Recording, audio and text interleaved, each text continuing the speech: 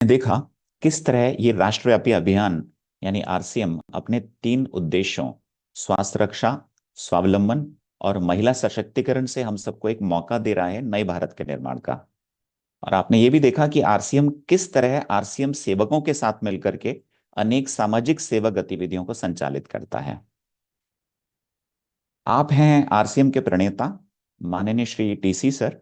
और यदि मैं टीसी सर के विजन की बात करूं तो टीसी सर इस देश के हर नागरिक को एक श्रेष्ठ जीवन की ओर ले जाना चाहते हैं और वे एक अच्छे समाज की स्थापना करना चाहते हैं। और इसके लिए वे प्रतिदिन हमें सिखाते हैं एक बेहतरीन प्लेटफॉर्म से। और इस प्लेटफॉर्म का नाम है गुरुकुल। उनके जो दिव्य संदेश हैं वो लाखों लोगों की जिंदगियों में बदलाव लेकर के आए हैं।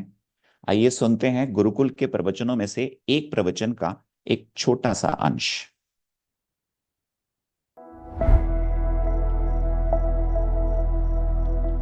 ईश्वर ने हमें ऐसा तरीका दे दिया है कि जो कोई नहीं कर सकता वो हम कर सकते हैं।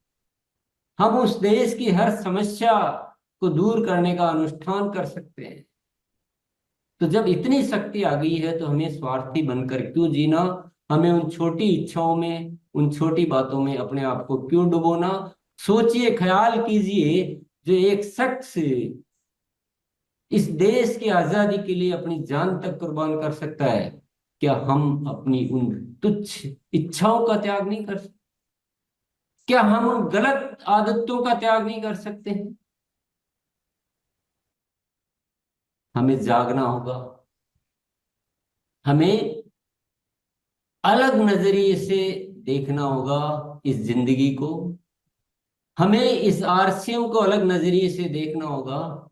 ये कोई पेट भरने का साधन नहीं, ये दो पैसे कमाने का साधन नहीं, ये नए भारत के निर्माण का एक अस्त्र है। और इससे कम सोचना, मैं कहूंगा, वह एक गुनाही है। और ऊपर वाले ने क्या व्यवस्था की है? ऊपर वाले ने दोहरा व्यवस्था की है। ऊपर वाला कहता है कि तुम अपने जीवन की आवश्यकताओं की चिंता मत करो, तुम उनको भूल जाओ, तुम सिर्फ सिर्फ नए भारत के निर्माण की चिंता करो। मैंने तुमको एक ऐसा सिस्टम दिया है कि तुम्हारी आवश्यकताएं अपने आप पूर्ति हो जाएगी। सिर्फ पूरा आरसीएम परिवार एक शक्ति के रूप में नजर आना चाहिए। पूरा आरसीएम परिवार इस देश के कल्याण के लिए जुट जाना चाहिए। अपनी तुच्छ इच्छाओं को छोड़कर आज एक मजबूत संकल्प ये मन में लेना है कि हम सिर्फ जिएंगे, देश के लिए जिएंगे। आपके प्रयासों से ये हो सकता है। आपके माध्यम से इस धरती पर कुछ अद्भुत घटना हो सकती है। तो आपको वो भाव भरने पड़ेंगे। आपका आचरण, आपका व्यवहार, आपकी सोच, आपके प्लानिंग सब एक अलग होगी। आपके अंदर भाव अलग होंगे, आपके आवाज में बात अलग होगी। और आप, न तो आपको कभी आलस आएगा, न कभी आपको लापरवाही आएगी, न कभी आपको अनुशासनहीनता आएगी, न कभी आपकी जुबान से ये निकलेगा कि मेरे से ये नहीं हो पाया, मैं ये नहीं कर सकता, मैं बोल नहीं सकता। ये सब कुछ खत्म हो जाएगा।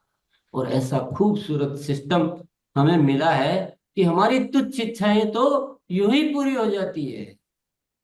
उसके लिए तो कुछ सोचने की जरूरत भी नहीं रहती, लेकिन हम क्यों उनको नहीं छोड़ पाते? ये एक बहुत बड़ा चैलेंज है। आज हम सब साथियों का हृदय परिवर्तन नहीं होता है तो मेरा न बोलना सार्थक है, न आपका सुनना सार्थक है, न हमारा जीना सार्थक है।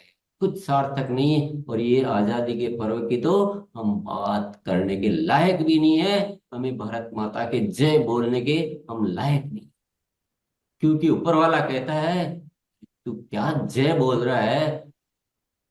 तू तो अपने पड़ोसी के भी बारे में नहीं सोच रहा और तू भारत माता की जय बोल रहा है। थोड़ा अंदर तो झांक के देख गिराबान। ऐसी झूठी जय बोलने से कुछ नहीं होता है। रग रग में भारत माता होनी चाहिए। रग रग में।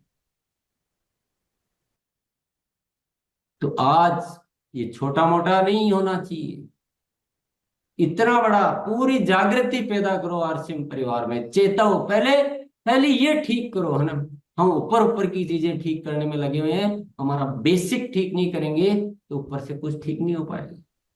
पूरे जगत में, पूरे आरसीएम परिवार के एक एक साथी में ये मैसेज जाना चाहिए कि हमको आरसीएम क्यों मिला और हमें आरसीएम में आकर क्या करना है। एक ऐसा मजबूत संगठन बनाइए जो इस देश में जाना जाना चाहिए कि ये कोई एक राष्ट्रीय स्तर का अभियान है।